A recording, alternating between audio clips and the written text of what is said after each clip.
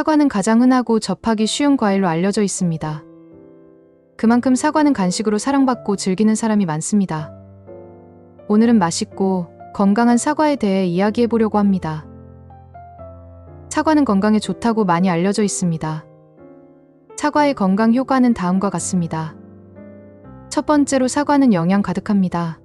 비타민 C, 비타민 A, 칼륨, 식이섬유 등이 풍부하게 들어있어 우리 몸에 필요한 영양소를 공급합니다. 특히 식이섬유는 소화를 촉진하고 변비를 예방하며 혈당 조절에 도움을 줍니다. 두 번째로 사과는 심혈관 건강을 좋게 만듭니다. 사과 속에 있는 펙틴은 콜레스테롤 수치를 조절하고 혈관을 청소하여 심혈관 질환 예방에 도움을 줍니다. 세 번째로 사과는 다이어트에 도움이 됩니다. 식이섬유와 낮은 열량 함량으로 식사 후 포만감을 높이고 불필요한 간식을 줄이는데 도움이 됩니다. 또한 사과는 단맛을 가지고 있지만 자연적인 설탕만 포함하고 있어 건강한 간식 대안으로 사용될 수 있습니다. 네 번째로 사과에는 다양한 항산화 물질이 들어있어 자유 라디칼을 중화시키고 세포 손상을 예방합니다. 이로써 암 예방, 노화 방지, 피부 건강 증진 등 다양한 이점을 얻을 수 있습니다. 또한 사과에는 자연적인 물기와 섬유가 많이 포함되어 있어 소화계에 유익합니다. 마지막으로 사과는 치아 청결에도 도움이 됩니다. 사과를 먹을 때 섬유질이 치아 사이에 찌꺼기로 낄 가능성을 줄여주고 자연스럽게 치아를 청소하는 역할을 합니다. 이렇듯 사과는 정말 건강에 좋은 과일입니다. 하지만 사과를 잘못 먹으면 오히려 건강을 해칠 수도 있습니다. 특히 사과는 치아에 치명적일 수 있습니다. 왜냐하면 사과는 치아의 충치 번식에 필요한 산과 당분을 함께 포함하고 있기 때문입니다. 실제 영국 킹스 칼리지 런던 치과 연구소에서 진행한 연구에 따르면 사과는 다른 음료나 주류보다 치아에 미치는 영향이 가장 크다고 합니다. 실제로 사과를 먹을 때 상아질 손상 위험이 3.7배나 높아집니다. 상아질은 치아의 혈관과 신경을 둘러싼 조직인데 사과가 상아질을 얇게 하는 것입니다. 이 연구에 따르면 술이나 탄산음료는 입속에 오래 머무르지 않습니다. 반면에 사과는 오래 씹어야 해서 입속에 머무는 시간이 길어져 치아에 미치는 영향이 커진다고 합니다. 게다가 사과는 섬유질이 많아 치아 사이에 찌꺼기로 낄 가능성도 높습니다. 이 찌꺼기를 빠르게 제거하지 않으면 세균이 증식해서 충치의 원인이 될 수 있습니다. 또한 사과는 치태도 증가시킨다고 합니다. 스페인의 대학 연구 결과에 따르면 사과의 산성 성분이 치태가 더 많이 쌓이도록 하는 것으로 드러났습니다. 치태가 많아지면 치태 속 세균이 독소를 만들어 잇몸과 치아를 손상시킬 수 있습니다. 그렇다면 어떻게 해야 치아 손상을 막을 수 있을까요? 먼저 사과를 먹기 전에는 꼭 양치를 해야 합니다.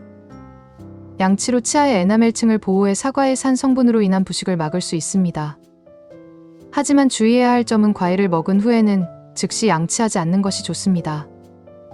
왜냐하면 남아있는 산 성분이 치약 속 연마제와 만나면 치아가 부식될 수 있기 때문입니다.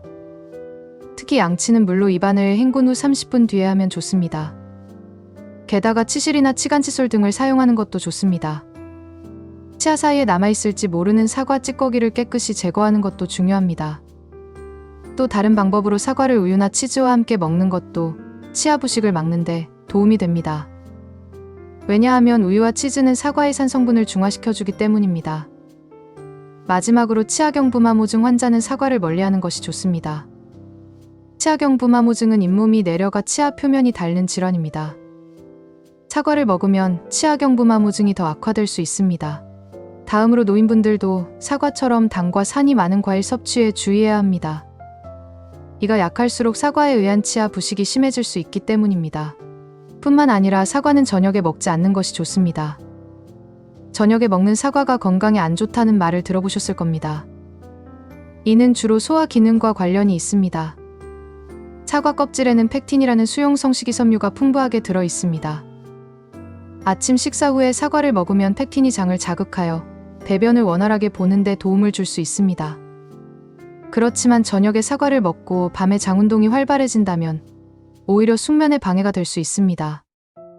자는 동안 소화되지 않은 식이섬유가 가스를 생성하여 아침에 일어났을 때 속이 더부룩해지는 경우가 발생할 수 있습니다. 또한 사과 속의 유기산은 위의 산도를 높일 수 있어 자기 전에 사과를 먹으면 속쓰림을 느낄 수도 있습니다. 따라서 사과를 가급적 오전 시간대에 먹는 것이 좋습니다. 아침에 먹으면 소화에 도움이 되고 일일 생활에 활력을 더할 수 있습니다. 갈색으로 변한 사과는 절대 먹지 말아야 합니다. 사과를 깎은 채로 오래 두면 산화현상으로 인해 겉면이 갈변될 수 있습니다. 갈변된 부분을 먹게 되면 체내에서 활성산소가 생성될 수 있습니다. 활성산소는 세포막을 공격하여 세포의 기능을 저하시키고 세포 자체의 유전적 성질을 변형시켜 손상된 세포가 재생되는 것을 방해할 수 있습니다. 따라서 사과의 변색된 부분은 꼭 잘라내고 먹는 것이 좋습니다. 물론 사과를 갈변되게 두지 않는 게 좋습니다. 1리터의 물에 1g의 소금을 넣은 물에 사과를 담가 두거나 사과 표면에 레몬즙이나 식초를 바르면 갈변을 방지할 수 있습니다. 이렇게 사과를 신선하게 유지하면 활성산소 생성을 최소화할 수 있어 건강에 더 좋을 것입니다. 그 외에 사과를 먹을 때 주의점은 다음과 같습니다. 먼저 사과를 과도한 섭취 시 소화 문제를 일으킬 수 있습니다. 왜냐하면 사과에 있는 식이섬유가 소화를 방해할 수 있기 때문입니다. 특히 사과 껍질은 드시지 않는 게 좋습니다. 사과 껍질은 소화에 오래 걸릴 수 있으므로 소화불량이나 복부 불쾌감을 유발할 수 있습니다. 다음으로 사과는 과민증후군 일으킬 수 있습니다. 사과에 있는 설탕, 펙틴, 활성물질에 과민한 사람들은 설사, 복부 팽만, 가스, 소화불량과 같은 소화 문제를 겪을 수 있습니다. 또한 사과는 알러지 반응을 일으킬 수 있습니다. 드물지만 사과에 대한 알러지 반응이 있는 사람들도 있습니다. 알러지로 인해 가려움증, 발진, 입술 부어오름, 구취, 기침, 눈물 등의 증상을 겪을 수 있으니 알러지가 있는 분은 사과를 드시지 않아야 합니다. 무엇보다 사과 씨앗은 먹지 않고 버려야 합니다. 사과 씨앗에는 아미그달린이라는 화합물이 함유되어 있습니다. 과도한 섭취 시 아미그달린은 독성 물질인 시아나물로 변할 수 있으며 이는 중독 증상을 유발할 수 있습니다. 특히 당뇨병 환자는 사과를 과도하게 드시지 않아야 합니다. 당뇨 환자는 사과를 과도하게 섭취하면 혈당 수치에 영향을 줄 수 있으므로 식사 계획에 맞게 섭취해야 합니다. 마지막으로 사과와 식초를 함께 사용할 때 주의해야 합니다. 사과 식초나 사과로 조리할 때 과도한 섭취나 식초를 과도하게 사용하는 경우 소화불량이나 위염과 같은 소화 관련 문제가 발생할 수 있습니다. 지금까지 사과를 건강하게 먹는 방법을 알아보았습니다. 건강을 위해 제일 중요한 것은 개인의 식습관과 몸 상태에 맞게 사과를 드시는 것입니다. 오늘 이 영상을 보시고 여러분의 건강을 지키셨으면 좋겠습니다. 끝까지 봐주셔서 감사합니다.